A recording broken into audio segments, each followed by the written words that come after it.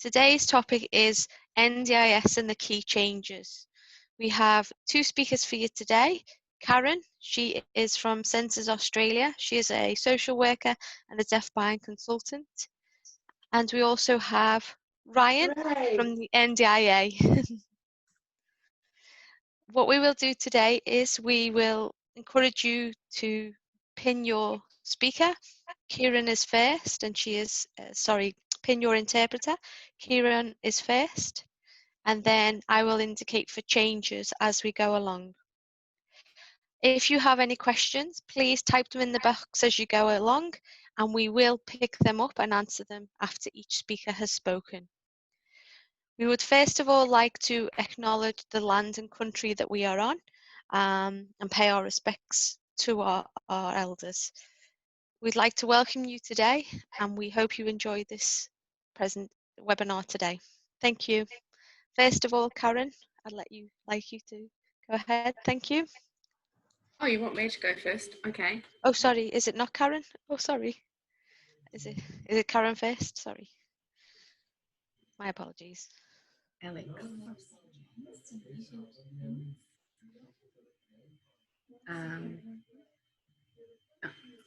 Could Ryan perhaps start? Sorry, I've just got to pop out for a millisecond. Perhaps if Ryan goes first, because his is much more the systemic view, and then I've got a few things that are on a much more individual basis that I was going to address. So if you don't mind, would that be okay? Yeah, that's fine. No problem. Yep. Thank you. Yeah, First of all, we have Ryan who's going to talk now. Thank you. Carol, just pin me. So sorry, Carol, will you pin Michelle, the interpreter? She is Ryan's interpreter today. Yeah, sorry. Pin Ryan because Ryan's going to be doing the signing. Yeah. Yeah, sorry. Yeah, so Ryan will be signing. Okay, you ready? Great. All right. So hi. I know this recording may have other people watching who don't know who I am, so I'll introduce myself. So my name is Ryan. So my sign name is this, and I'm deaf. I work for the NDIA, and I've been working there for around about 3 years now. So I've worked with lots of different deafblind people in the past. So today's topic, we're going to be talking about important changes to the NDIS, things that are going to have a big impact. So it's a big topic. So the NDIS was set up in around about 2013. So they had a few trial sites, and then over time, it slowly started to improve, and then it started rolling out all over Australia. Recently, from the 1st of July this year, 2020, the NDIS has rolled out to the entire of Australia. There are some little areas that have been rolling out. It's taken a long time to prepare to get the whole of Australia all ready for the NDIS, and now it doesn't matter where you live in Australia, you can actually apply for NDIS funding and access. If you live in the city or if you live in the country, far, far north of Australia, you can still access the NDIS. So it's really fantastic. It's been a lot of work to finally get there. So over the last 7 years, the NDIS has learnt a lot. It's been a big process. There's been mistakes along the way, so they've had to go back and learn from those mistakes and then work out how to progress from there. So there's been a lot of surveys that have gone out from to NDIS participants. They've had the opportunity, family, friends, carers have all been contacted to give feedback to the NDIS on how they actually see that it is rolling out and if there's any improvements that need to be made along the way. I thought a good way to start to talk about today is the big changes. So there's been some new things that will actually impact the NDIS. So our legislation must be very specific. We must actually follow the legislation. So we can have some improvements where needed. So this year, 2020, the government has actually told the NDIS they they must look at the legislation and really work out how to improve on what we already have set up. The government has one person who is called David Toon. So David Toon, he's actually the person who has got in there and really looked into what's been going on in the NDIS, questioning people about what they think, about what changes they feel need to be made, what do you think are the good things, what do you think are the bad things, and what improvements can be made. So all of that feedback is going to become a massive report. There's 200 pages in this report. So the report, you can actually read that. It's they have plain English that is easy to understand, or they also have the bureaucratic English report as well. I recommend that you have a look at it to see what improvements are actually going to be made as well. So for me, I'm not going to talk too much in depth about each of the changes. That would take way too long. So I'm just going to give you a short snippet of what's actually going to be changing and the impacts and the feedback that we've received and how the NDIS is hoping to improve using that feedback. So they're responding to that feedback that they've received. I'd like to give the participants, they want to give the participants more flexibility with their plans rather than limiting people.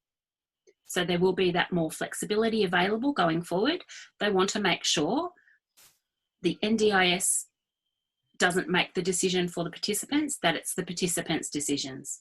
So we know many times the decisions are made, but the participants don't actually understand why those decisions have been made. So they want to become better at explaining those decisions as well, why those decisions have been made.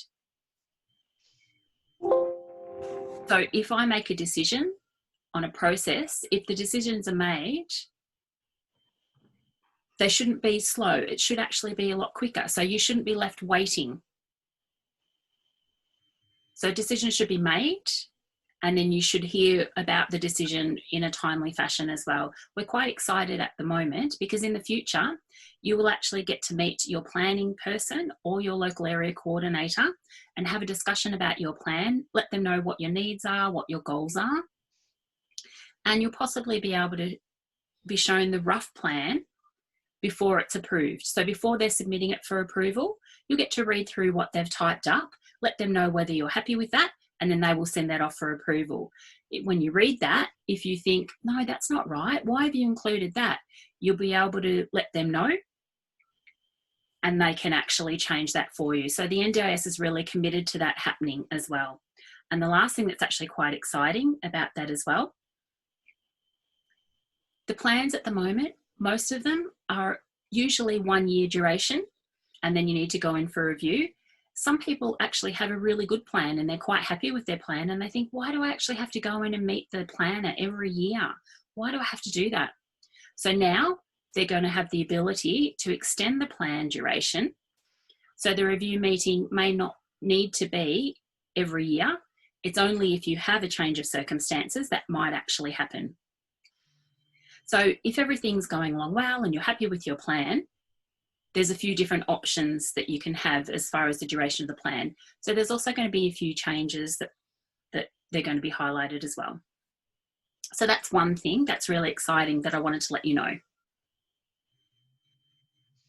I see that Karen's back now. So I don't know, Karen, was there anything that you wanted to add about what I just said about the changes? I actually had a question on those. When you say that you'll be able to have a look at a draft before your plan is set, will that include budgets as well, or will it just be the wording of the plan?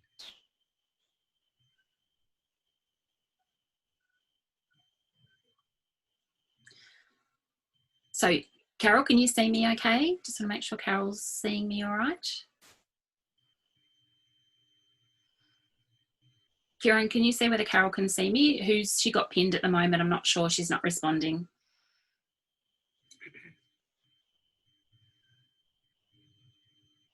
Yep. Okay, good. All right. So So Karen just asked, will we be able, so if we're able to see the plan before it's approved, we'll be able to see the budget as well, or is it just the wording on the plan? So really, I don't know the answer to that at the moment, but they're still trying to work out what is the best way to show the participant what will be in the plan. I know that we will actually have all of your details, so your about me, the goals that you've told the LAC that you wanted to achieve, just to make sure all of that is right, that the wording is right. But I believe it will also have a rough draft of approximately how much funding will be included in the plan.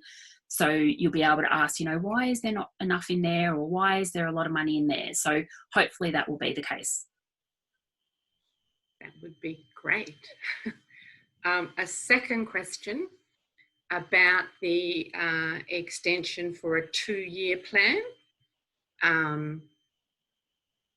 Do we know yet what the actual process will be for our participant? If they know their planning date's coming up and they're happy with their plan, I don't want to do all the planning process, what will be the process for them to request a 2-year plan next time around? Do we know that information yet?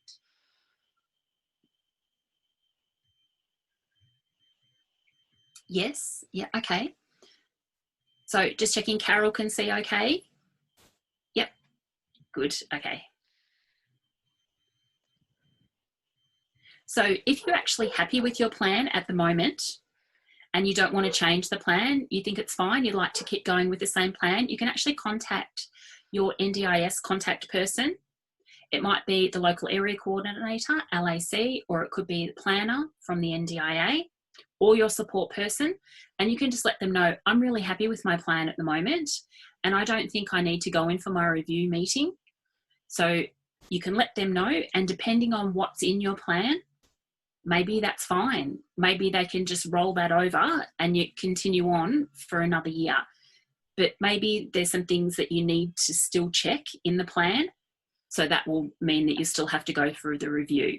But you can always let them know that you're happy with that, and they can advise you what the next step will be, whether it will roll over or whether it needs to go for review. Georgia will switch. If you pin the interpreter for Georgia, she will do the next part of the interpreting. Thank you.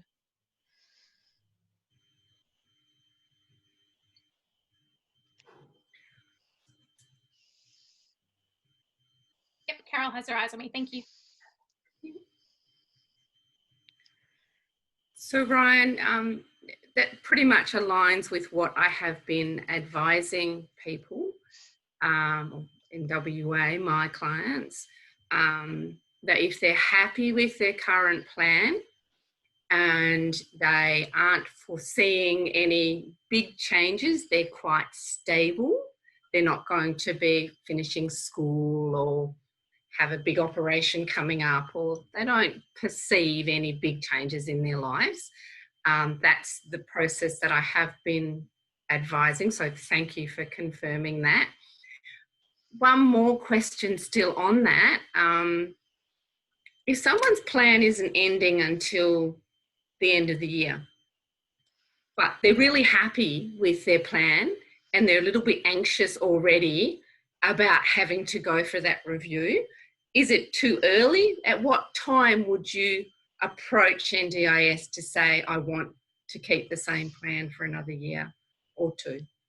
What would you suggest?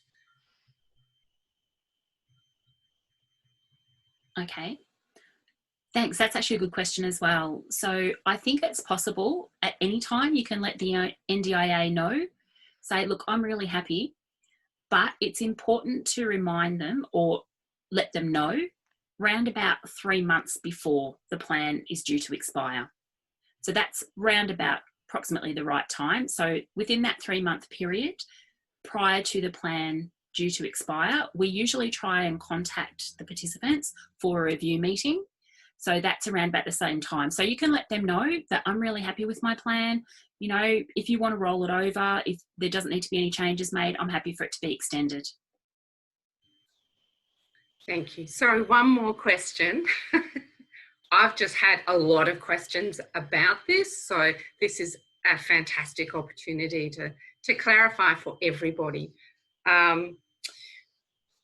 If you choose to do that and you want to just extend and roll over your plan, therapy reports and support coordination and specialist support coordination reports still required? Should we be using people's funds to do that if their plan's just going to roll over? Yeah, I'd like some advice on that as well. Thank you. Yes, yeah, that's actually a fantastic question. So I actually want to give you an answer for that one. So that's one reason that maybe you can't extend the plan. So if there's reports required, maybe if you have supports and you don't have any reports, that means that the NDIA will wonder, you know, how is that plan going well? You know, is that actually matching the participants' needs? So it's really important that you still do provide those reports, get that information, what outcomes you've achieved from the plan in the last 12 months, things that you've been working on, working towards, as well as any therapy or support coordination. And that can actually say at the moment, the budget that I have in my plan is suitable for my ongoing needs. Or the support coordinator can say there wasn't enough funding within that plan. So that means that if there wasn't enough funding, an extension wouldn't be able to be rolled over to continue on with that plan. You need to have another meeting and that way look at increasing those funds. Perfect. Thanks for clarifying that, Ryan.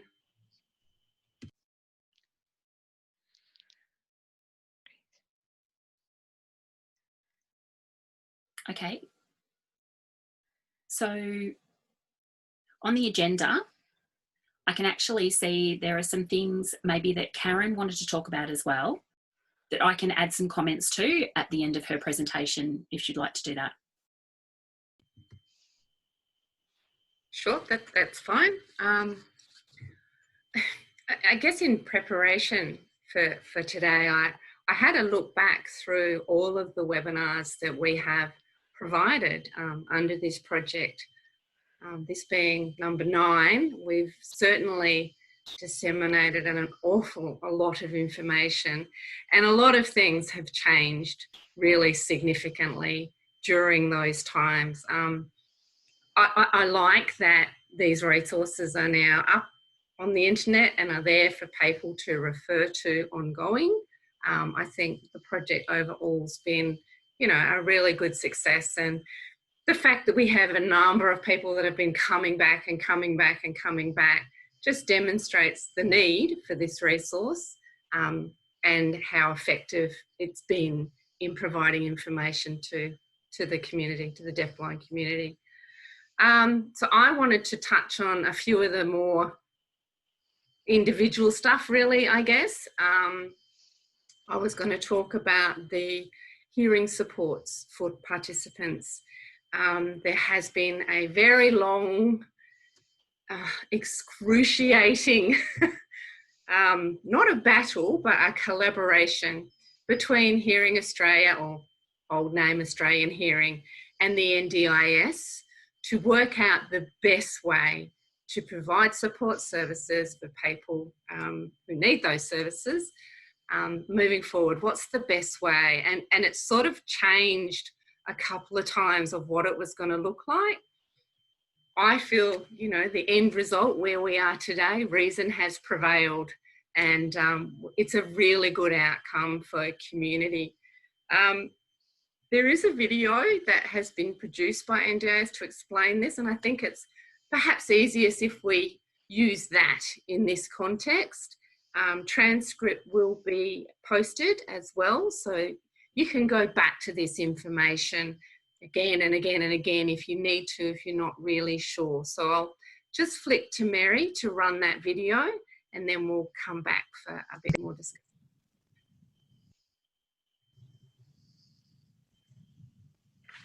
We want to tell you about the new way that hearing services will be delivered after the 1st of July 2020. For many people, there will be no change. The Australian Government's Hearing Services Program, also known as the HSP, make hearing devices, batteries and repairs available at no cost to people under 26 and others who meet the HSP rules.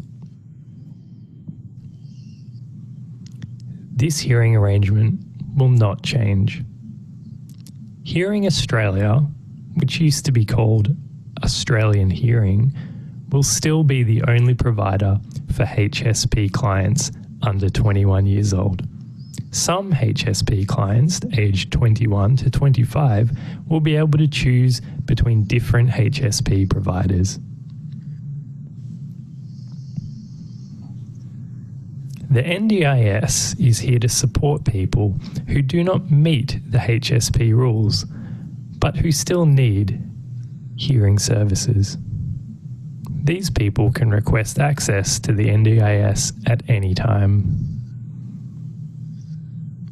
The NDIS will provide funding for hearing supports that are considered reasonable and necessary under its rules.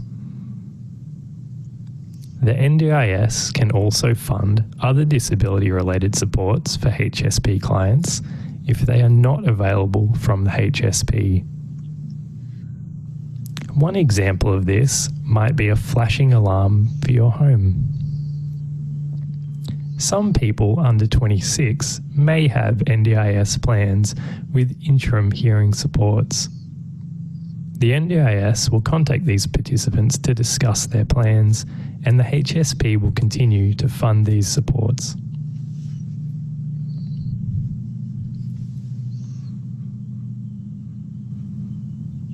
Some NDIS participants who will not qualify for the HSP may have something called an Hsb voucher. This voucher will remain valid until it expires or is cancelled by the participant in consultation with their local area coordinator or planner during their next plan review. While their vouchers remain valid, these participants will continue to get their hearing services from the HSP. And the NDIS may fund supports that are not available to them through the HSP. Once their voucher expires or is cancelled, any hearing services will need to be included in their NDIS plan.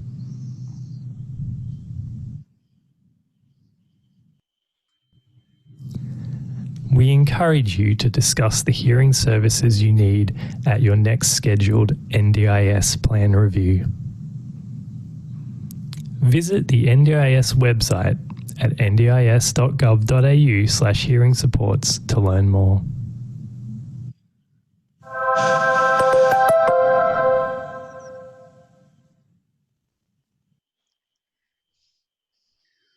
So we will post links to all of this information as well. There is still an enormous amount of confusion within the deaf and the hearing impaired community of what this is exactly going to look like and who is going to fund their support needs. And I think that I'm hoping that there is a big commitment from the NDIS to make sure that planners and LACs are properly informed about what the processes are for this community. That is a real ongoing issue, and you'll see some very odd things written in plans sometimes that just don't make any sense at all. And I think that just comes down to people aren't 100% aware of how services are going to be supported. Ryan, could you perhaps talk a little bit more on plans around that?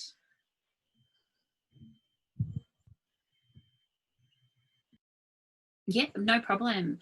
Thanks for that, Karen. Thanks for raising that. That's, yeah, good topic. So the Hearing Services Program, HSP, is a big area where there's a lot of changes happening.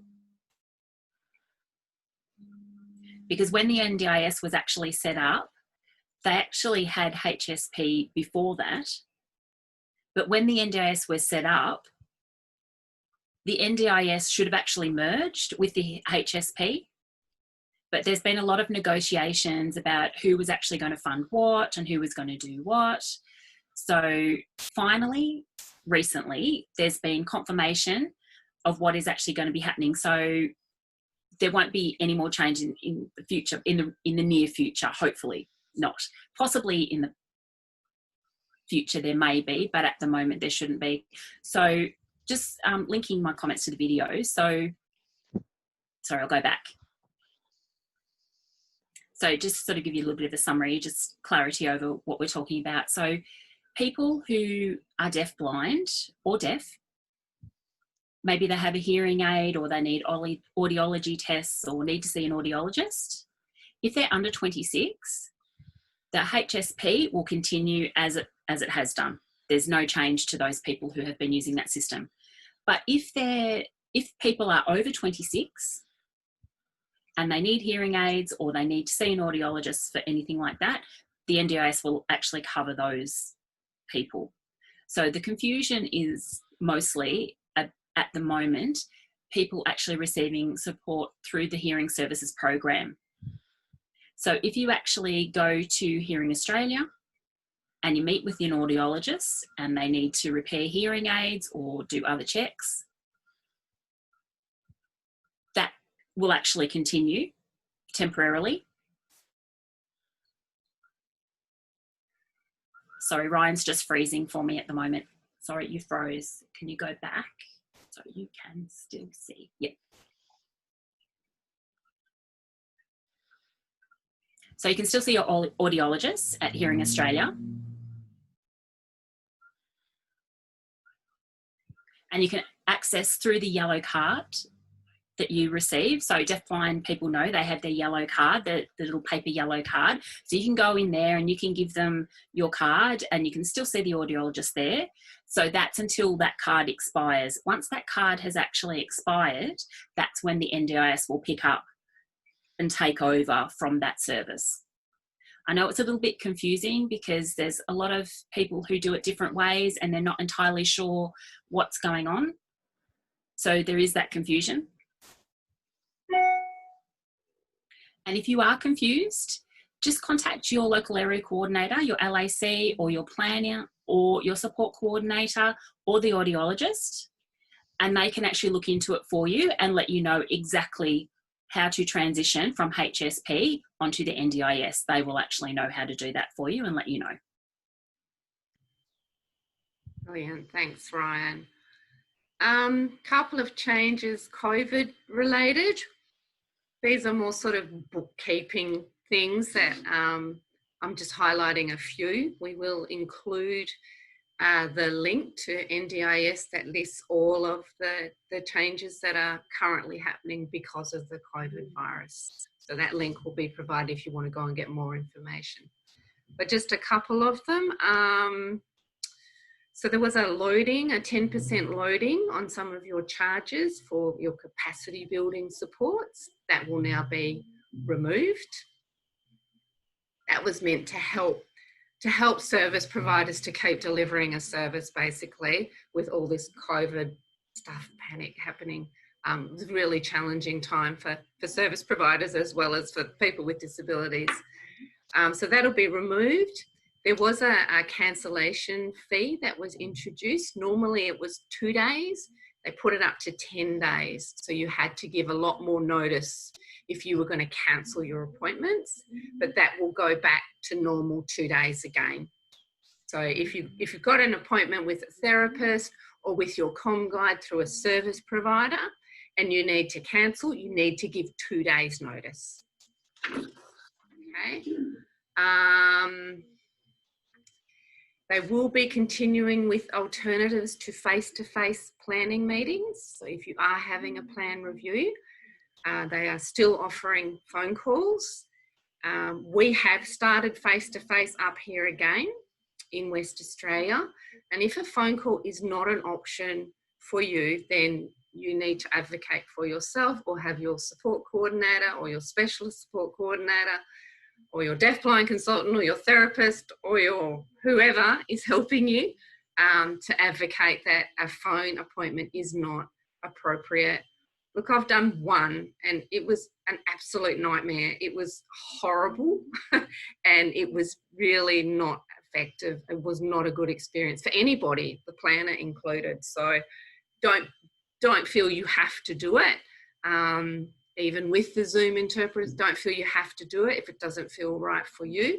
You can tell them you will wait until you're able to have a face-to-face, and what they can do is give you a plan extension that will carry you through, so your plan doesn't run out and you end up with no services. That's what I hope I've made that clear. So yeah, if your plan date was due to end but you can't meet face-to-face, you can ask, extend it. They'll extend it. I think they normally do it for 365 days. Yeah, but then you will still go back and get your actual new plan when you can meet face-to-face with the planners. So just a bit of negotiating. Don't be scared or intimidated. You are absolutely able to do that. Ryan talked about the 2-year plan, which I think is going to be a huge relief for a lot of people, and one of the good things that's come out of COVID, I guess. It was probably in the ethos, in the planning anyway, but it's perhaps brought it forward a little bit sooner.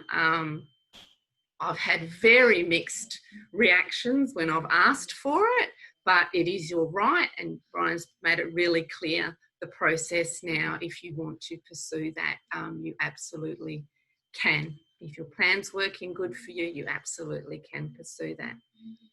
I think too, I just offer people reassurance that if something changed, you've got a 2-year plan and 2 weeks into it, you fall over and break your leg, you can always apply for change of circumstances. So it doesn't mean that that's all you're going to get for the 2 years. If something catastrophic happened and you needed more support, you can absolutely apply for a change of circumstances. You're not locked in forever. We'll just do an interpreter swap.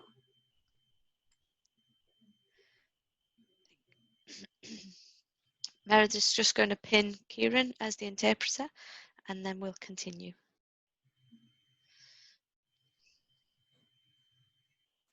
Thank you.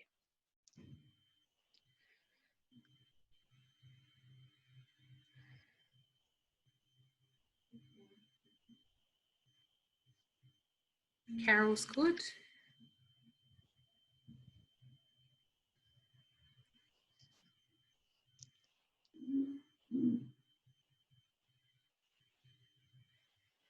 Yep, beautiful. Good job keeping up, Carol. We're zip all over the place. Good. Okay, another, and Ryan will probably want to comment a bit more on this one, another positive that's come from COVID is flexibility that's been introduced to the course support funding.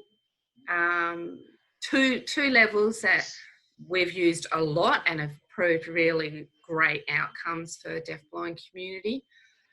First one is if you don't have support coordination or even specialist support coordination in your plan, and I know there's a lot of Eastern Staters that don't, but if you don't have that, you can actually, and you need it, particularly during COVID and all the changes and all this information, and you need some extra help to understand and get what you need during COVID, you can actually access via your course supports for that support coordination or specialist support coordination.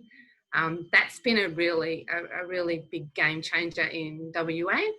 Some people didn't have it and they've been able to get it when they needed it the most. So to me, that was a really positive outcome for community. And another is the flexibility, again, around course supports and being able to use it to get assistive technology, specifically around the iPads. A lot of people we've gone so that you can access these kinds of meetings and webinars and telehealth.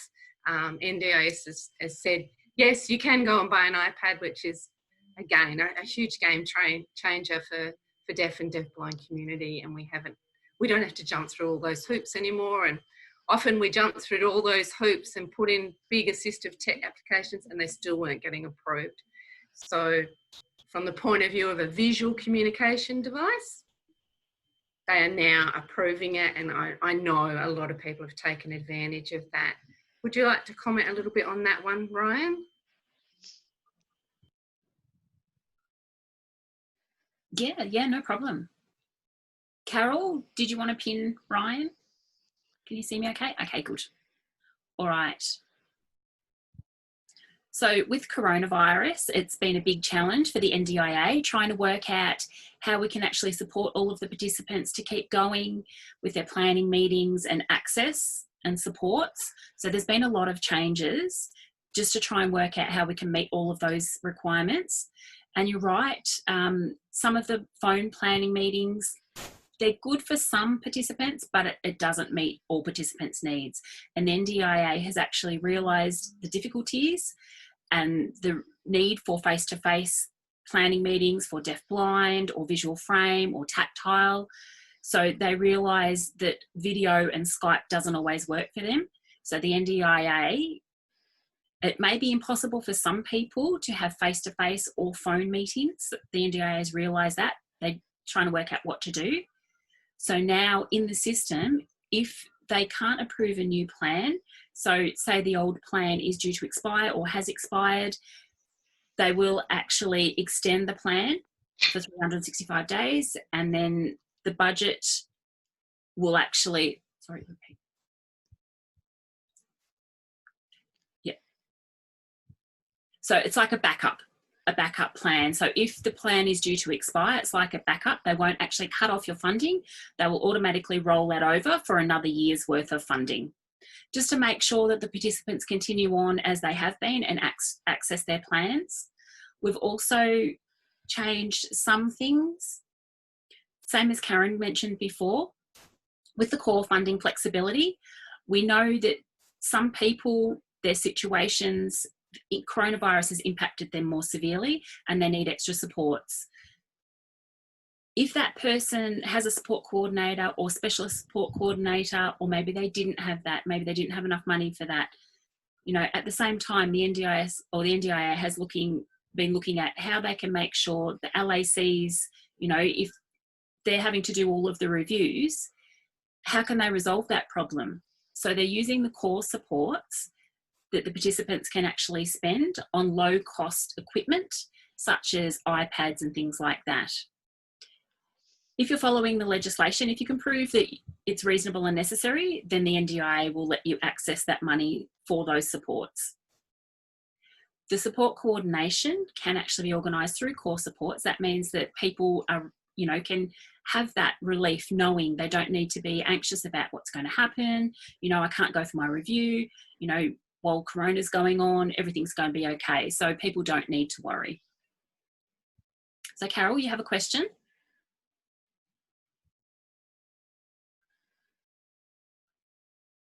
Sorry, Kieran, you're on mute.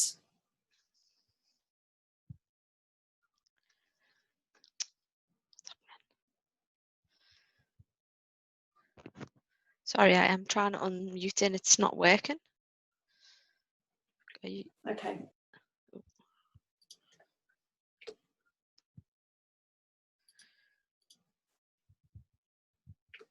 Sorry, Carolyn, you're still on mute. So the telehealth on the phone.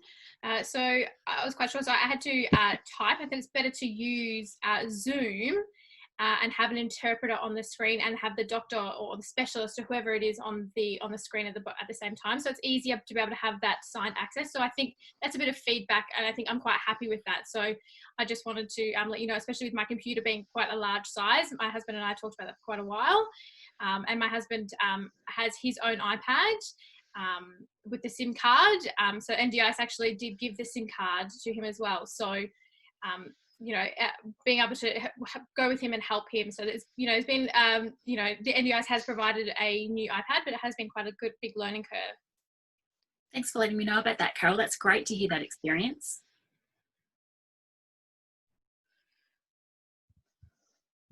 Karen, did you want to continue on? Another big game changer, again, around that flexibility has been around transport. So some people, again, this has been really challenging for a lot of people. I've had people who haven't been able to use their comm guide because they haven't been able to afford the transport costs to get them where they want to go. So this is now changed a little bit. If you are getting your, Ryan can correct me if I haven't got this right, but if you are getting your transport, so if your comm guide is taking you to a community event once a week, he takes you to ballroom dancing or whatever you go to, but that happens to be 40 kilometres from your house, you probably would have been getting an invoice from the service provider to cover the cost of that transport. And it's now 85 cents a kilometre, so it adds up pretty quickly. You know, we've got people that are getting invoices for over $100 a week for their transport. So what NDIS are now saying is that you can claim that transports as long as it's related to your goals and your community access or your workplace or your education, you can claim that transport costs through your core supports. Yes. Yeah. Anything I've missed on that? Oh, Carol has a question.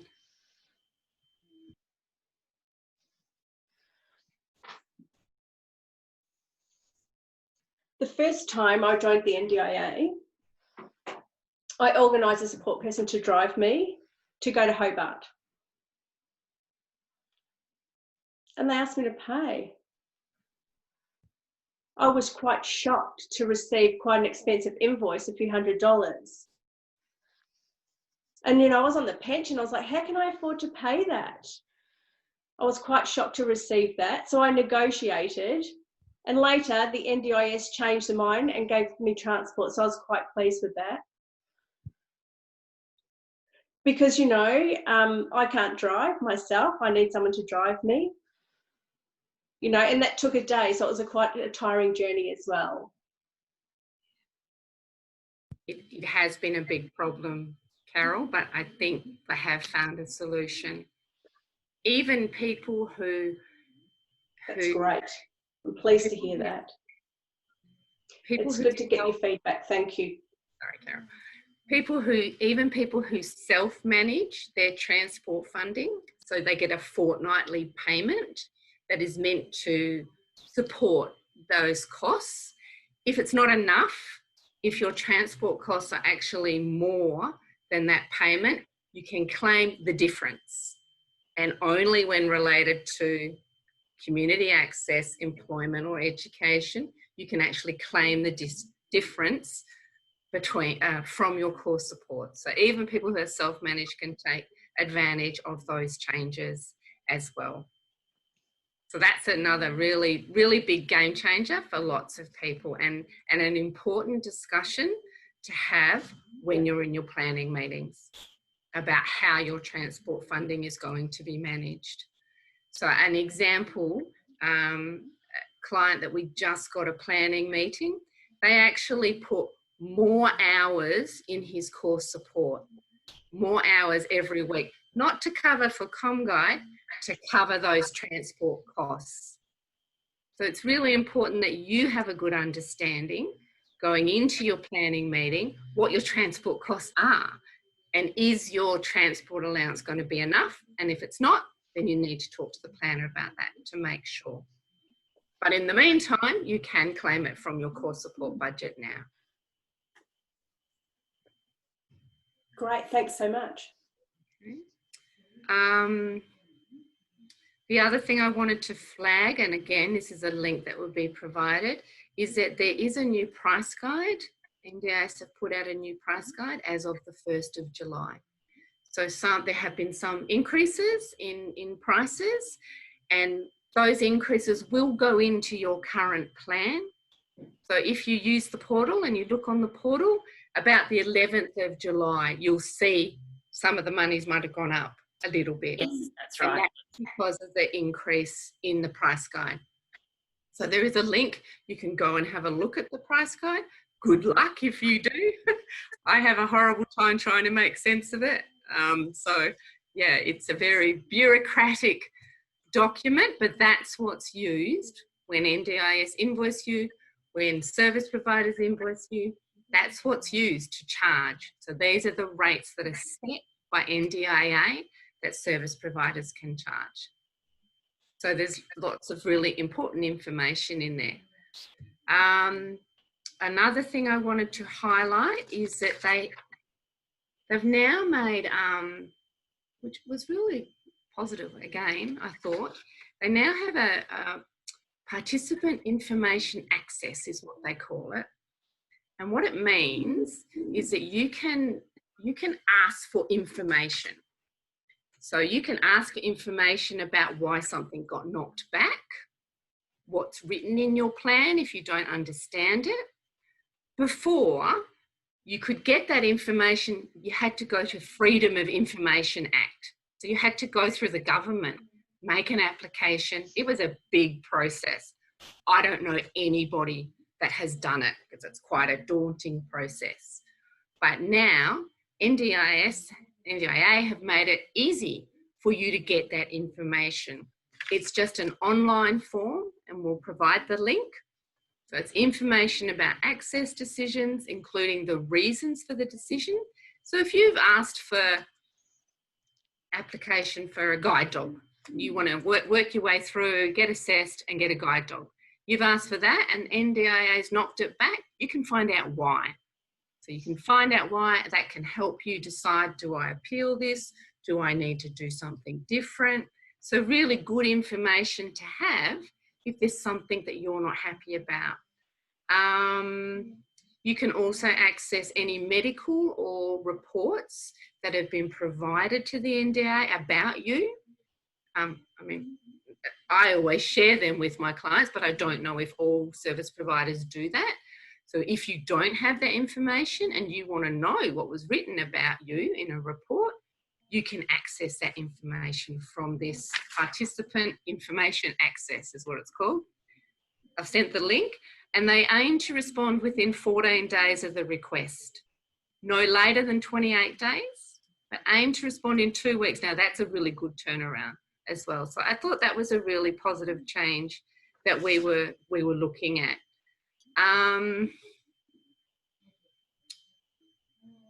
The other one, Ryan, you might like to talk about this, was the health-related supports that are now available. Shall I that one to you?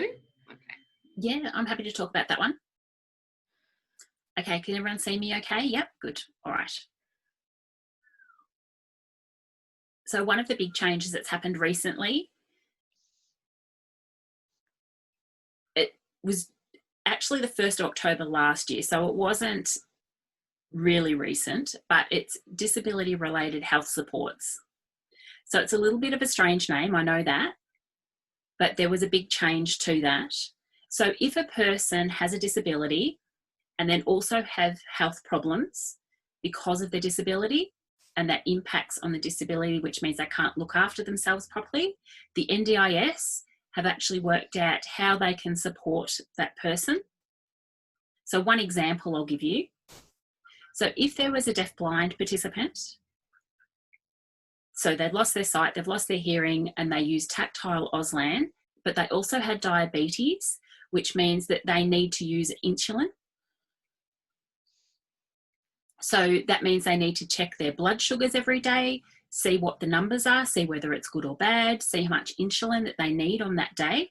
So if the person was deafblind, which means maybe they can't see the machine, they can't test their blood sugars by themselves, they can't read it, maybe they can't work out how much insulin they need to dial up to inject on themselves.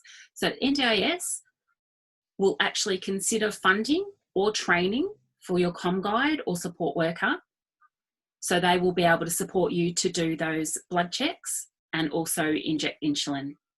So that's actually health related, but because it's also impacted by the disability, the NDIS can offer those supports. Another example, I'm just trying to think of a good deafblind example so it makes sense for you. So if, say, you have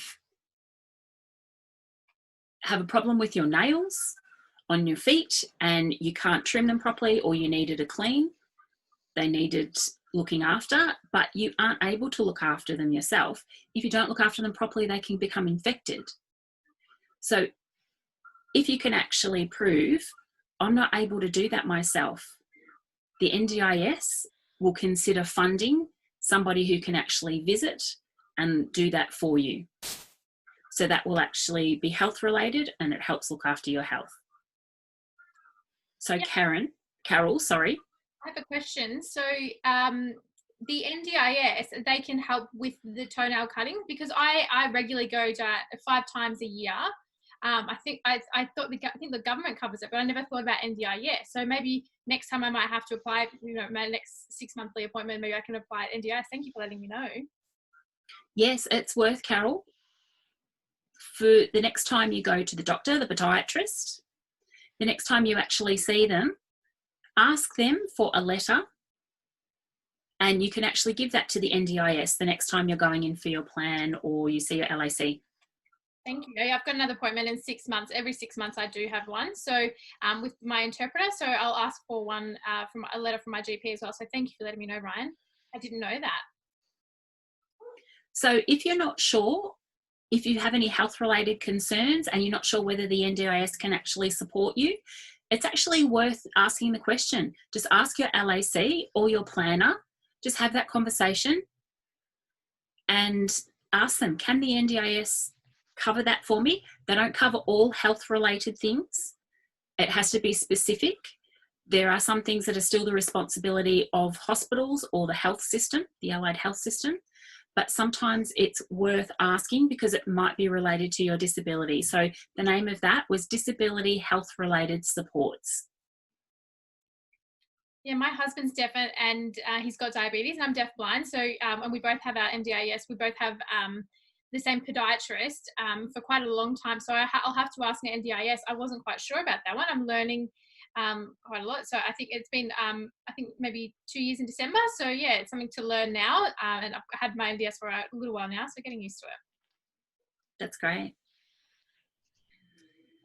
So Karen, was there anything else that you wanted to add? I can't see you on my list, sorry. I've lost the list, sorry. We will provide the link again for those disability supports, disability health related supports. I think there's 8 categories all up, and there's on the website, it does break it down a little bit more so you have a better understanding of what they would provide. But the diabetes and the podiatry are really good examples for our community where their disability impacts on your capacity to be able to get the treatment that you need for our health issues. So that was a really big gain, again, that NDIS saw. Well, yeah, that was reasonable. What people were asking for support for was reasonable. So another win. I guess if we go back a little bit further into history, one of the big changes, of course, was getting deaf blindness listed as a primary disability. That was a massive change and took quite a long period of time to happen. I think our challenge now is making sure that people who are deaf-blind or who identify as deaf-blind are aware to make sure that that is listed as their primary disability. There's still big problems, and I'd love your thoughts on this, Ryan, in the way people are assessed and the standardised assessments that they use in initial planning meetings, usually the hearing one and the vision one, or maybe the HUDAS, it depends what planner you get. But none of them are really a perfect fit for deafblind. I don't know if there's any long-term time to change that. So again, it comes back to the deafblind person and their advocates to make sure that that deafblindness is listed as your primary disability and that there's some understanding about the impact of that dual sensory loss, and that it's not just about a vision loss plus a hearing loss. 1 + 1 doesn't equal 2. Did you want to comment on that, Ryan? Yeah, no problem. I can comment on that as well. So it's actually a great topic, to talk about, I think. So we all know that deafblind can be quite complex. All people who are deafblind are not the same. They don't have the same reasons that they're deafblind. They might have become deafblind because they have ushers, or they might have charge syndrome, or they might be deaf and they might have glaucoma, which means that they've lost their sight. So there's many different reasons that they can be classified as deafblind. It's very complicated. Sometimes people read a medical report. Maybe the doctor isn't clear about the deafblind as well. So the doctor might actually write a report and say, oh, the person's deaf, oh, the person's vision impaired or blind. But the doctor's actually written it in two separate instances. So there's no link there for a lot of people. They see it as two different disabilities rather than one disability. So I think it's a good opportunity when you actually meet your LAC or your planner at your planning meeting, just explain how your disability actually impacts on you, so we can get things right. So everybody will have a different explanation, and you'll end up with the right plan for you if you explain that to your planner. So if you look at deaf-blind people within Australia, they don't really have a big voice. So there's not many compared to people with other disabilities. Like if you compare to autism or people who are just blind or people who have cerebral palsy, they have higher number. But if you look at the deaf-blind population in Australia, there's only a small number of people. So when you actually meet your planner in your planning meeting, you need to let them know. You need to share your experiences, let them know how it impacts you. And also with your doctors, make sure when you get those reports that they are correct as well. The NDIS recently, they've really gotten an understanding of the different disabilities. They're getting more feedback, and they do want to continue to hear. So I encourage you to provide that feedback. You know, say, you know, ask people, what does the system say my disability is? And they might say, you know, oh, you're deaf or hard of hearing or blind or vision impaired. Say, no, I'm deaf-blind. You can actually say that to them.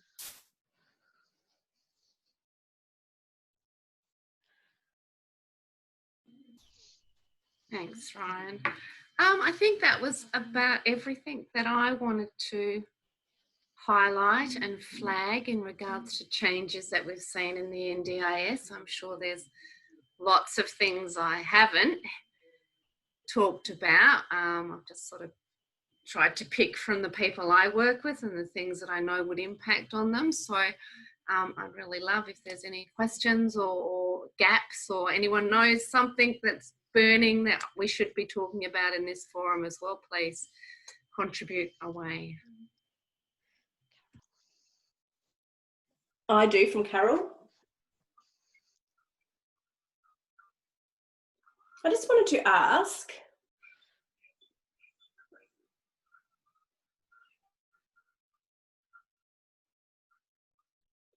so if I wanted to change or move to a different place, do I need to cancel a service agreement and re-sign again with somebody else?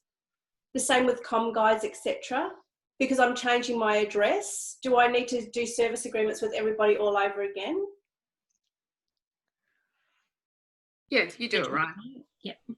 Okay, no problem. Just hang on a moment and I'll get Ryan up. Great, got you, Ryan. That's a really good question, Carol. So now, recently, as of the 1st of July, Australia actually has the NDIS all under the same organisation. So that means if you move, you can actually continue on the same with your plan. You just let the NDIA know, my address is changing. And they will ask you how your plan is going. Do you want to continue on the same, or if you need to update and make any changes?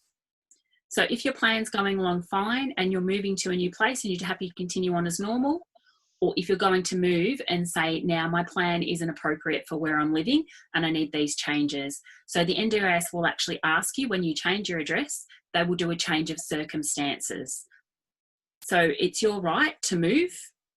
You know, you just need to let the old providers know, I'm cancelling my service bookings, I'm finishing up as of this date and I'm moving. And then when you move to the new location, you need to contact new service providers and set up new service bookings. So it's as simple as that.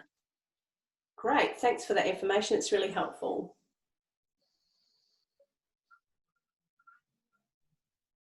Does anybody else have any more questions they'd like to ask Ryan or Karen?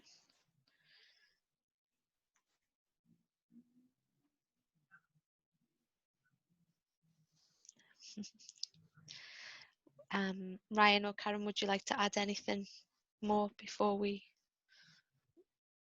finish?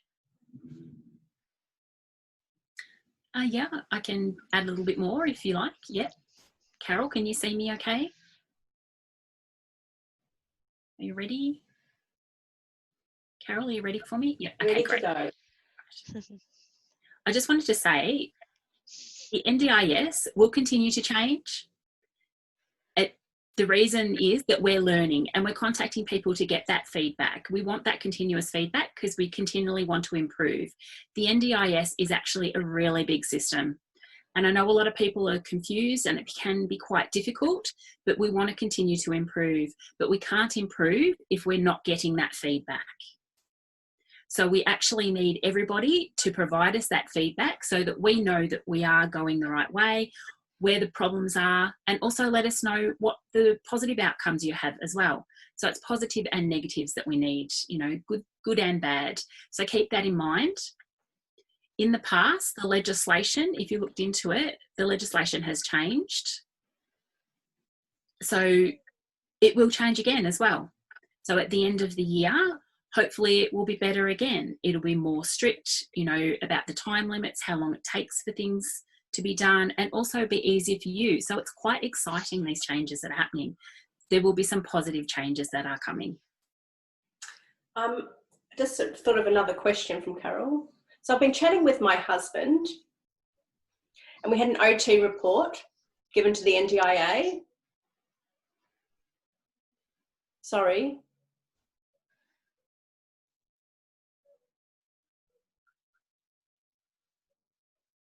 Oh, we needed an AAT. And so the OT came and did a report.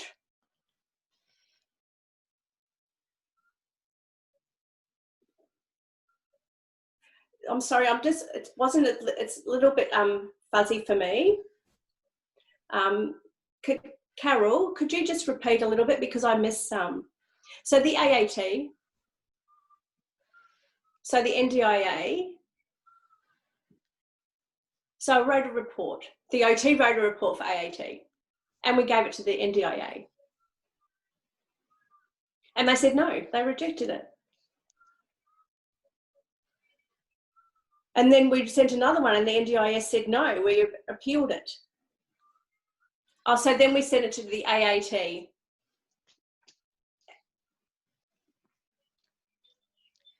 And so they had the power to override the NDIA, and so we were able to get it.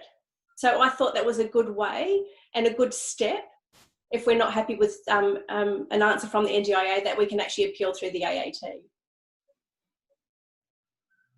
Yeah, spot on. Thanks for that, Carol. Yeah, I really appreciate that information as well. So that's something that many people, I think they need to know about as well and need to remember.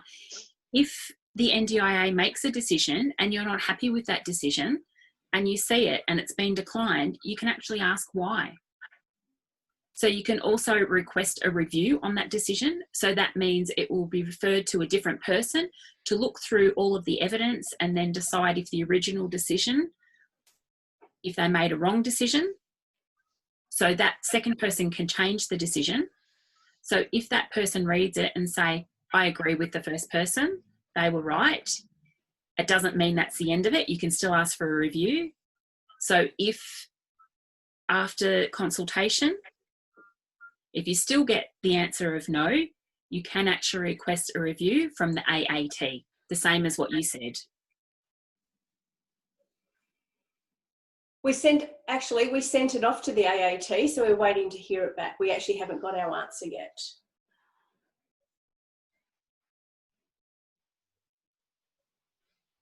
We'll have a meeting to find out the result of that. Great, great. Thanks for bringing that up, Carol. That was going to be my closing remark, in that, remember, we all have a voice, and if things aren't right, then appeal. Review, review, review. If it's not right, go back. You go back and go back and go back. If everyone just says, oh, well, it's not going to get any better, I just have to accept it, then nothing will change. So I really encourage people to stay involved with forums like this and community, because this feedback, again, makes us stronger, makes our voice stronger, helps people to understand the processes. Go and have a look at the webinar on how to request a review. We do have one, so all the information's there. But yeah, encourage your peers and the whole community to, we just keep chipping away to make this a better outcome for the deafblind community overall. And that won't happen if no one says anything. So I'm really happy you brought that example up, Carol, and that Ryan reiterated it, because that's bottom line. That's where we begin and we end, really. And that's how we educate people. So we just keep doing it. We just keep doing what we're doing. So I didn't have anything else to add. I think we've ticked everything that I wanted to discuss and make people aware of. And I hope people come and have a look and take something useful away from today's webinar. Thanks, everybody. Thank you. Thank you. Thank you, Karen, and thank you, Ryan, for our speakers. And thank you to our interpreters for the great work today. And thank you for everyone who attended. I hope you found some use from this. Before we finish, does anybody would like to add anything else or any questions? No, I'm okay. Okay, thank you, and good luck on your NDIS journey. It was nice to see you. Thank you. Bye.